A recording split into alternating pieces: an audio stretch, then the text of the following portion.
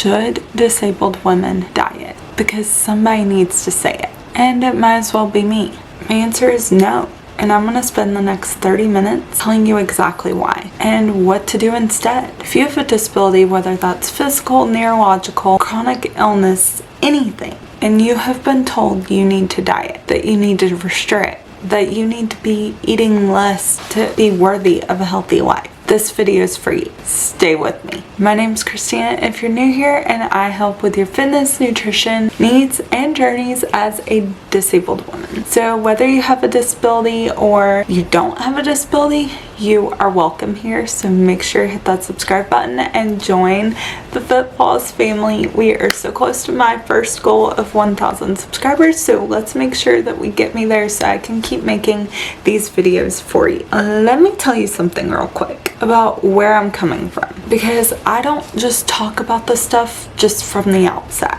I have a disability. I'm in the disability community because I have a disability. I know what it feels like to have your body be the topic of every single doctor's appointment. I know what it feels like to be handed a diet plan like it's going to fix everything. Like if you just ate less, if you just controlled yourself a little more, your disability would somehow be more manageable or more acceptable. And for a lot of us, we believe it, because when you're disabled, you are constantly being told that your body is the problem to be solved. So when diet culture shows up with a solution, it feels like help, but it's not. It's a trap.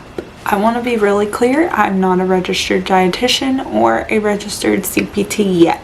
I am not your doctor. What I am is someone who has been in this space, who is in this space, and who has watched diet culture do some real damage to this community. So take what resonates, leave what doesn't, and as always, work with your own medical team. Number 1, dieting assumes your body operates on a standard baseline, and ours don't. Traditional diets are built on the assumption you can eat X calories and burn Y calories, and you get Z result. But when you have a disability, especially chronic illness, hormonal conditions, autoimmune diseases or issues, medications that affect your metabolism, that math does not work the same way. Your body's doing extra work just to function. It's managing pain, managing inflammation, managing a nervous system that might be in overdrive. Restricting food on top of that isn't discipline, unfortunately. It's deprivation. Number 2, food restriction can make disability symptoms worse. This one is huge, and unfortunately, no one talks about it. When you aren't eating enough, when you're cutting out entire food groups, when you're in a calorie deficit all the time, your body goes into stress mode. And for someone with a disability, stress mode is already where we live. We're already dealing with elevated cortisol, already dealing with energy depletion. Dieting can increase fatigue, increase pain sensitivity, increase brain fog. And there's a lot of women that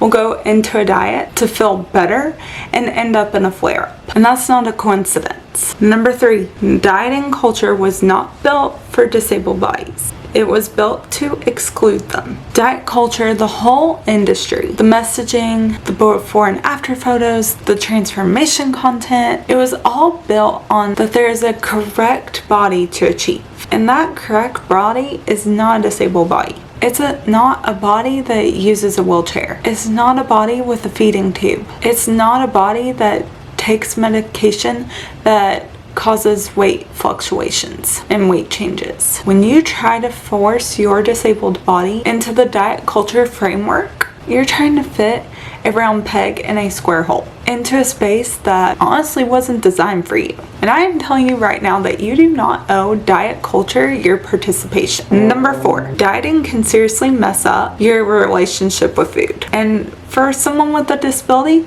our relationship is already messed up. A lot of women with disabilities already have complicated relationships with food before diet culture even gets involved. Maybe you have medications that affect your appetite. Maybe you have a condition that limits what you eat, textures, tolerances, GI issues. Maybe eating is already hard for you physically or emotionally. And then diet culture comes in and adds guilt and a layer of rules and restriction on top of all of that. And now food, which should be nourishment, which should be something that supports you, becomes the enemy. And that is not okay. And number 5, and this one might be the most important. Dieting teaches you to distrust your body. We get to decide that we are done looking for the next diet because we are not broken. Honor your hunger. This one sounds simple, but when you're hungry, eat. But for a disabled woman, this can be radical because many of us have been trained to override our hunger, either by diet culture or medical conditions that affect our hunger cues, or by medication that suppresses our appetite. Learning to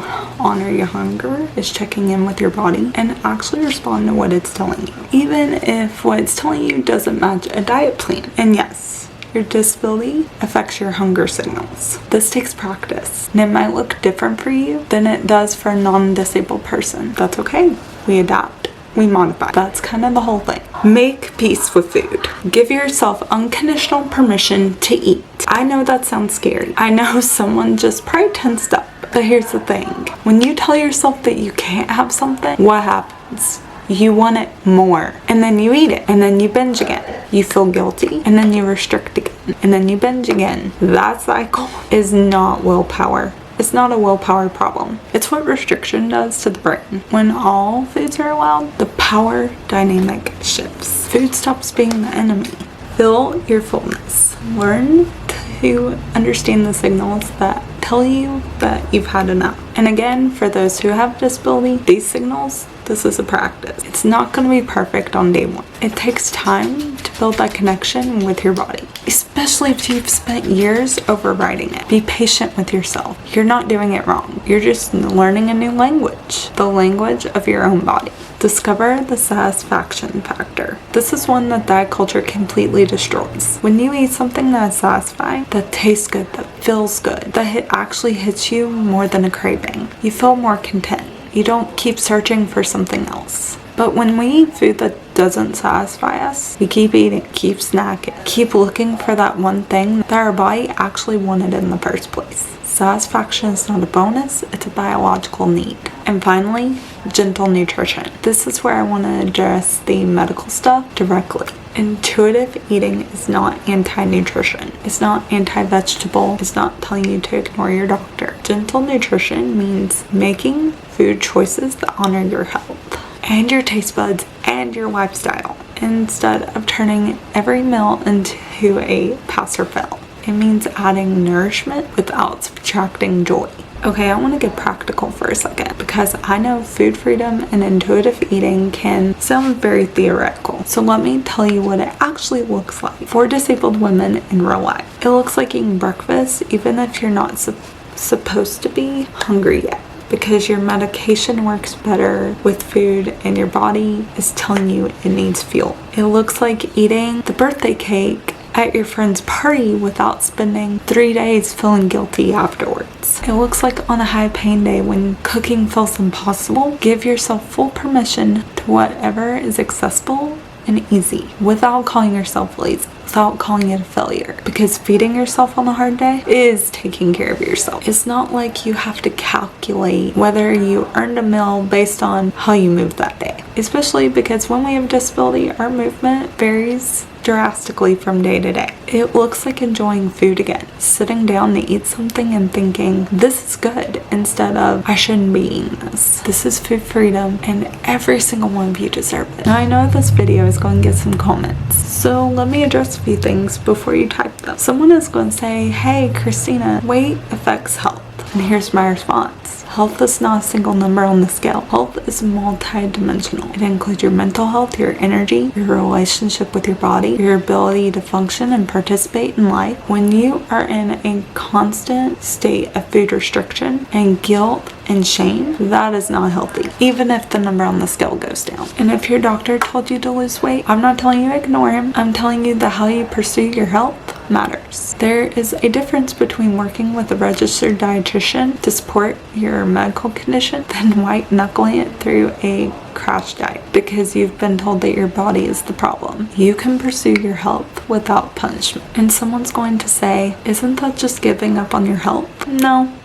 This is choosing sustainable, kind, evidence-informed approach to taking care of yourself instead of one that's a 95% failure rate and leaving you feeling worse about yourself than when you started. That is not giving up. That is being smart. So here's why I want to leave you. If you've been dieting, if you are currently on a diet, I'm not here to shame you. I have been there. Most of us have been there. Diet culture is incredibly convincing, especially when you have a disability and you're already looking for something, anything that might make your body feel more manageable. But I want you to consider, what would it feel like if you stopped fighting your body? What would it feel like if you started to work with it instead? What would it feel like to eat a meal and feel good about it instead of feeling guilty? This is what food freedom can give you, and you deserve it. Not when you lose the weight, not when your disability is more under control. Right now, as you are in the body you have today, you are not a before photo. You are not a work in progress. You are a whole person with a disability, with a body that works hard every single day. And you deserve a relationship with food that feels like peace. Hit that subscribe button right now because I talk about food freedom and disability fitness every single week on this channel. We are building a community with women who have disabilities who are done letting diet culture and